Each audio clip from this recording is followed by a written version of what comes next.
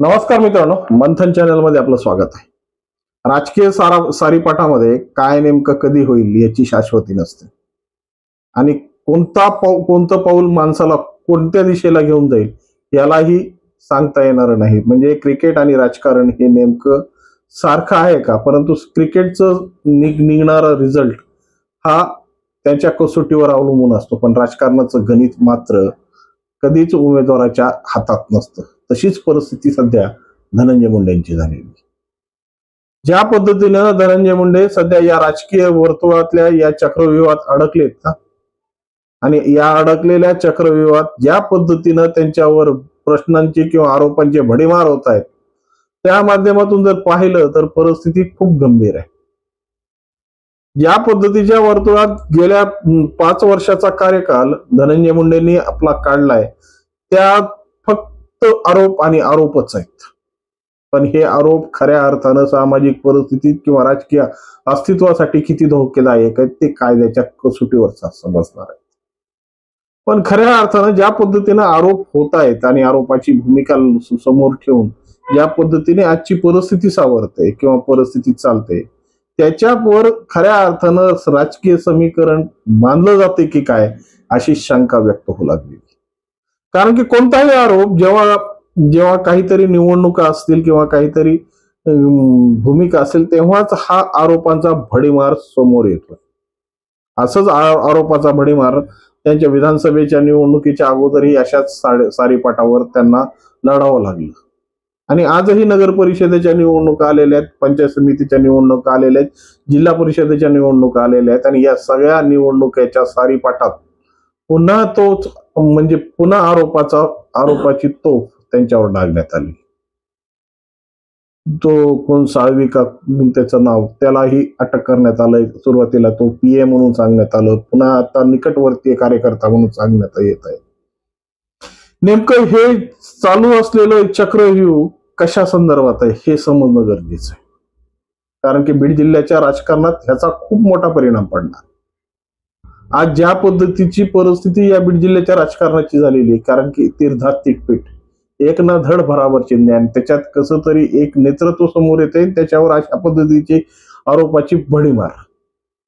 मग नेमकं काय आणि खऱ्या अर्थानं या सगळ्या गोष्टीच्या पाठीमाग नेमके कोणते अदृश्य हात आहेत की या सगळ्या गोष्टी घडवण्याच्या मागे? कारण की त्या अदृश्य हातांना नेहमी या जिल्ह्याचा तिटकारा होता. त्याचा तिटकारा कशा पद्धतीने होता त्याचा थोडासा मागोवा घेतला तर आम्हाला मुंडे साहेबांची ती 2009ची निवडणूक आठवते. जेव्हा गोपीनाथराव मुंडे 2009च्या लोकसभेच्या निवडणुकीत होते तर सगळी पाखरं उडालेली होती. मुंडे साहेब हे एकटेच झुंज देत होते. 2014च्याही निवडणुकीत त्यांना त्याच पद्धतीच्या परिस्थितीमध्ये घेरलं गेलेलं होतं. तरीही मुंडे नावातच मुंडे होते आणि त्यांनी ज्या पद्धतीच्या हातोट्या आणि ज्या पद्धतीची समीकरणं या जिल्ह्यात बांधून ठेवली होती, त्यामुळं त्यांना या जिल्ह्यात त्यांचं पानिपत करणं ही कुणाचीही मजल नव्हती. प्रयत्न खूप झाले, प्रत्येक ठिकाणी षडयंत्र राखण्यात आले, प्रत्येक षडयंत्राला योग्य ते चोख उत्तर साहेबांनी दिलं आणि आपली जो बालेकिल्ला आहे, आपला जो एक मजबूत गड आहे तो कायमस्वरूपी अबाधित ठेवला. कारण की या सगळ्या वर्तुळात ज्या पद्धतीच्या परिस्थित्या पाहिल्या, आजपर्यंत बीड जिल्ह्याच्या नशिबाला नेहमी आम्हाला विटंबनाच आलेली आहे, नेहमी हेळसांडच आलेली आहे. विकासाच्या बाबतीत असेल, राजकीय भूमिकेत असेल किंवा आणखीन सहकाराच्या भूमिकेत असेल, प्रत्येक गोष्टीमध्ये जर थोडासा आम्ही मागोवा घेतला तर बीड जिल्ह्याला एक उपेक्षित स्थान ठेवण्याचा प्रयत्न नेहमीच राहिलेला आहे. कारण की बीड जिल्ह्यातले ज्या पद्धतीने प्रकल्प पळवण्यात आले, ज्या पद्धतीने बीड जिल्ह्याला विकासापासून नेहमी वंचित ठेवण्याचा एक खूप मोठा कट नेहमीच सत्ता समीकरणात बांधण्यात आलेला आहे. हा सत्ता समीकरणाचा कट कशामुळे होता या सत्ता समीकरणाच्या पाठीराख्यांनाच माहिती. पण वास्तविक स्वरूपात ज्या पद्धतीचे धनंजय मुंडेंना आज सध्या परिस्थितीत घेरलंय, ही एक याच्यातलीच चाल असू शकते. कारण की परिस्थिती या जिल्ह्याच्या विकासाची आहे, परिस्थिती या जिल्ह्याच्या अस्तित्वाची आहे आणि अस्तित्व निर्माण करण्यासाठी खूप संघर्ष करावा लागतो, खूप त्याग करावा लागतो, खूप प्रकारच्या त्या पद्धतीच्या भूमिकेत एखादा माणूस कुठेतरी पुढे येतो. ज्या पद्धतीनं मुंडे साहेबांचा थोडासा इतिहास मागोवा घेतला तर ज्या पद्धतीच्या महाविद्यालयीन जीवनामध्ये जीवनापासून मुंडे साहेबांचा संघर्ष सुरू झाला, अखिल भारतीय विद्यार्थी परिषदेपासून तर भाजपा पर्यंतचा प्रवास जर मुंडे साहेबांचा पाहिला तर त्याच्यात फक्त संघर्ष आम्हाला समोर येतो. त्या संघर्षाच्या जीवावर त्यांनी राष्ट्रीय स्तरावर आपले नाव लौकिक केलं होतं, आपल्या कार्याची एक वेगळी धमक दाखवली होती. आणि त्यामुळेच बहुधा की ज्या समीकरणाची बांधणी म्हणून गोपीनाथ मुंडेंना पाहिलं जातं किंवा मुंडे साहेबांच्याकडे एक वेगळी जादूची कांडी आहे याचं चर्चाच नेहमी होत होती ना, त्याचं प्रमुख कारण होतं की त्यांचं बांधलेलं धोरण. आणि याच पद्धतीत याच मुशीत घडलेला हा कार्यकर्ता धनंजय मुंडे आणि त्याच कार्यकर्त्याच्या ज्या परिस्थितीत मुंडे साहेबांचं आणि त्यांचं नातं दुभंगलं आणि ज्या पद्धतीनं त्यांनी वेगळी चूल मांडून आपली वेगळी राजकीय कारकीर्द सुरू केली, त्याचं खरं बीज तिथं पडलं होतं की काय. कारण की तिथूनच खऱ्या अर्थानं बीड जिल्ह्याच्या सत्ता संघर्षाला खरी सुरुवात झाली. काका विरुद्ध पुतणे हा विषय सगळ्या महाराष्ट्राने चांगल्या पद्धतीने रंगवला. आणि या पद्धतीने रंगवल्यानंतर पुन्हा या सारीपाटामध्ये ज्या पद्धतीच्या भूमिका करत करत आज ज्या पद्धतीची भूमिका खऱ्या अर्थानं महाराष्ट्रावर येऊन ठिपली ना, त्याचा खरा अभ्यास केला तर ही ठिणगी इथूनच पेटलेली. वास्तविक स्वरूपात विकासाच्या आड अशा पद्धतीच्या भूमिका येत असतील आणि अशा अदृश्य हात येऊन या विकासाला रोखत असतील तर खऱ्या अर्थाने ही दुःखाची गोष्ट आहे. कारण की तुम्ही तुमच्या राजकीय समीकरणात काय करायचं ते करा, पण जनतेने तुमचं काय घोडं मारलं. जनतेने ज्या पद्धतीच्या भूमिका दाखवलेल्या आहेत, तुम्हाला ज्या पद्धतीची मदत केलेली, ज्या पद्धतीने तुम्हाला सक्षम केलेलं आहे आणि तुमच्या राजकीय भूमिकेत आजपर्यंत ज्या ज्या भूमिका कमी पडत गेल्या त्या त्या जनतेने पूर्ण केलेल्या आहेत. पण आज या गोष्टीचे पातक आणि या गोष्टीचं खरं चूड या जनतेसोबत उगवण्याचा प्रयत्न जो सध्या चालू आहे ना, तो खऱ्या अर्थानं लाजिरवाणी गोष्ट आहे. राजकारणाचं होऊ द्या, काय व्हायचं ते. आमच्यातले असेच एक पितामह आज कायद्या प्रवाहाच्या बाजूला जाऊन बसलेत. त्यांच्या घरातही अशाच पद्धतीची भूमिका मांडून त्यांच्या घरातही अशाच पद्धतीचे झोपड्या निर्माण केल्या.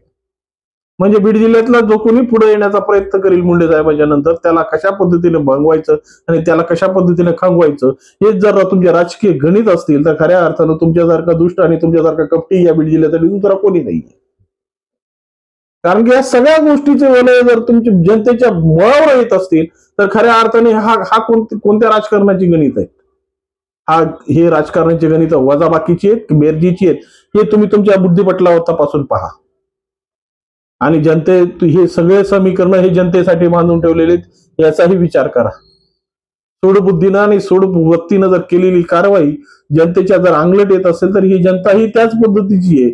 कारण की मराठवाडा विकास आंदोलन जरी थांबलेलं असेल या बीड जिल्ह्याच्या भूमिपुत्रांकडून जरी तुम्ही त्याच्यावर बगल देऊन बाजूला गेला असताल तरी ही दुसरे संघर्ष दुसरं क्रांती करण्याची भूमिका या बीड जिल्ह्याच्या मातीत रुजलेली.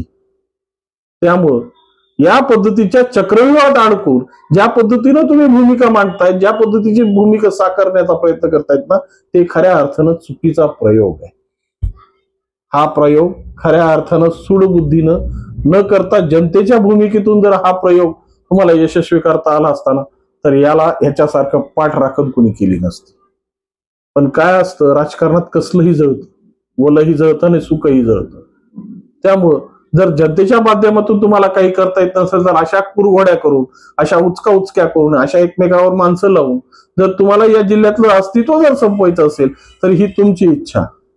परंतु खऱ्या अर्थानं चक्रव्यूहात सापडलेल्या या धनंजयला म्हणजे अर्जुनाला कशा पद्धतीने या चक्रव्यूहाला भेदायचंय आणि या सगळ्या प्रश्नांची उत्तरं या सत्ता समीकरणाच्या पाठीवर आपल्या अस्तित्वासाठी लढायचंय हे जनतेने दिलेल्या पाठबळावरच निश्चितपणे ठरणार आहे. त्यामुळे सामाजिक परिस्थितीमध्ये कितीही सक्षमता असेल, कितीही भूमिका असेल, पण जोपर्यंत जनता खंबीर आहे, जनतेची नाळ तुमच्याशी जोडलेली आहे, तोपर्यंत तुमच्या अस्तित्वाला धक्का लावणार. कारण की हेच गमक मुंडे साहेबांचं होतं. मुंडे साहेबांनी या जनतेच्याच जीवावर या सगळ्या सत्ता समीकरणाला नेहमी अबाधित ठेवलेलं आहे. आणि यामुळं आता खऱ्या अर्थानं समोरची बाजू मांडून या चक्रव्यूहाला कशा पद्धतीनं भेदावं आणि या चक्रव्यूहातून कसं बाहेर पडावं हे जनतेचाच रस्ता तुम्हाला दाखवणार आहे. त्यामुळं या अडकलेल्या चक्रव्यूहामध्ये न व्यस्त होता जनतेच्या माध्यमातून मिळालेला कौल हे तुमच्यासाठी राजकीय भूमिकेसाठी वाटचाल करणार. त्यामुळं या बीड जिल्ह्याच्या भूमीसाठी आणि या जिल्ह्याच्या भूमिकेसाठी आता जनता जी काही कौल देईल त्या जनतेच्या कौलावरच येणारी वाटचाल हे निश्चितपणे बीड जिल्ह्याच्या विकासाची आहे का अधोगतीची हे नेमकी कळणार आहे. पण या गोष्टीसाठी जनता सजग राहिली पाहिजे आणि जनतेनेच आपली भूमिका पुढे घेऊन ज्या पद्धतीने मुंडे साहेबांची पाठ राखत आपण करत आलोय आणि ज्या पद्धतीने मुंडे साहेबांच्या भूमिकेत आपण नेहमी संघर्षात्मक परिस्थितीला सुद्धा आव्हानं देत राहिलोय, त्या आव्हानाला खऱ्या अर्थानं आपणच एक नवी कारकीर्द आणि नवी वाटचाल करू. या जिल्ह्याच्या विकासासाठी आपल्याला सज्ज होणं गरजेचं आहे. या संदर्भात तुमचं काही मत असेल किंवा या संदर्भात तुमच्या काही भूमिका असतील तर निश्चित कॉमेंटच्या माध्यमातून कळवा आणि व्हिडिओ आवडला असेल तर लाईक, सबस्क्राईब आणि शेअर करायला विसरू नका. नमस्कार.